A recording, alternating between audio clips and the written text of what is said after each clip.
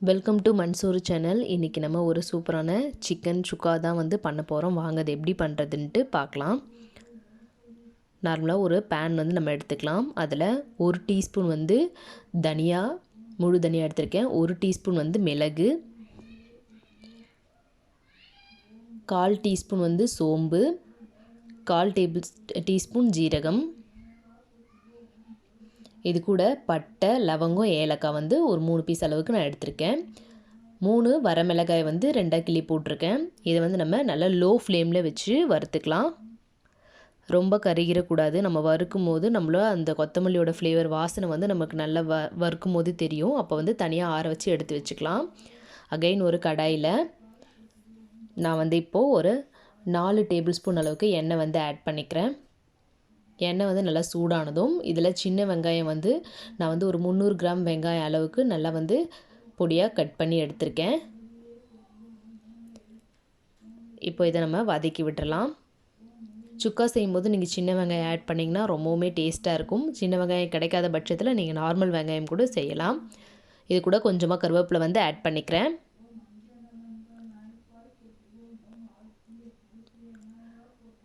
Add பண்ணிவிட்டு வெங்காயம் வந்து இந்தளவுக்கு வதங்கினதுக்கப்புறமா இப்போ இது கூட நான் இஞ்சி பூண்டு பேஸ்ட் வந்து 1 டேபிள் ஸ்பூன் அளவுக்கு ஆட் பண்ணிக்கிறேன். ரொம்ப இஞ்சி பூண்டு பேஸ்ட் வந்து ஆட் பண்ணல. அப்புறமா இதில் 2 பச்சை மிளகாய் வந்து 2 கிள்ளியிருக்கேன். காரத்துக்கு தகுந்த மாதிரி நம்ம இதில் மிளகுத்தூளும் ஆட் பண்ணுவோம், மிளகாய் தூளும் ஆட் பண்ணுவோம். அதனால் உங்களுடைய காரத்துக்கு தகுந்த மாதிரி நீங்கள் வந்து ஆட் பண்ணிக்கலாம். இப்போது 3 மீடியம் சைஸ் தக்காளி வந்து பொடியாக வந்து நறுக்கியிருக்கேன். அதையே வந்து ஆட் பண்ணிக்கலாம். ஆட் பண்ணி நல்லா மிக்ஸ் பண்ணி விடுங்க. மஞ்சள் தூள் வந்து 1/4 டீஸ்பூன், உப்பு வந்து தேவையான அளவு ஆட் பண்ணி நல்லா பெரட்டி விடுங்க. பாருங்கள், தக்காளி வந்து நமக்கு நல்லா கொஞ்சம் குழைய வந்துருச்சு. இப்போ இதில் நான் சிக்கன் வந்து 1 கிலோ அளவுக்கு நான் எடுத்திருக்கேன். இதில் போன்லெஸ் அது மாதிரிலாம் இல்லை. நார்மலாக வந்து மஞ்சள் தூள் போட்டு க்ளீன் பண்ணி எடுத்து வச்சுருக்கேன். அதை வந்து இந்த மசாலாவோட ஆட் பண்ணிடலாம்.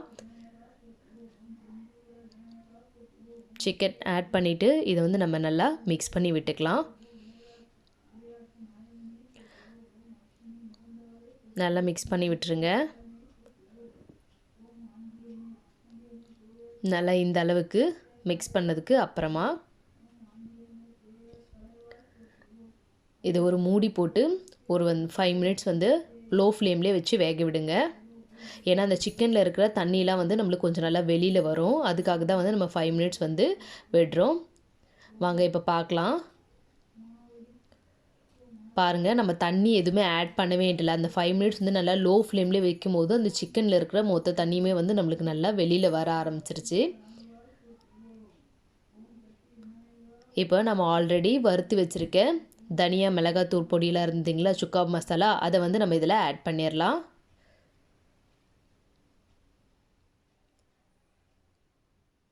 இப்போ இதை நல்லா மிக்ஸ் பண்ணி விட்டுருங்க.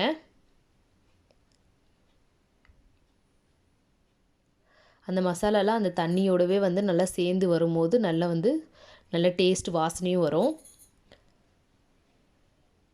நல்லா இந்த அளவுக்கு மிக்ஸ் பண்ணி அது வந்து லைட்டாக நீங்கள் மீடியம் ஃப்ளேமில் வச்சு நல்லா கொதி விடுங்க. இப்போ வந்து பார்த்திங்கன்னா நல்லா வந்து நம்மளுக்கு அந்த தண்ணியெல்லாம் வந்து நல்லா சுருண்டு வந்திருக்கு, எண்ணெய்லாம் பிரிஞ்சு வந்திருக்கு. இந்த ஸ்டேஜில் நான் வந்து 1 டீஸ்பூன் அளவுக்கு மிளகுத்தூள் வந்து ஆட் பண்ணுறேன். நம்ம ஃபைனலாக ஆட் பண்ணும்போது நல்ல நூறு டேஸ்ட்டாக இருக்கும். நம்மளுக்கு தண்ணி வந்து இன்னும் கொஞ்சம் இருக்கிற மாதிரி இருக்குது.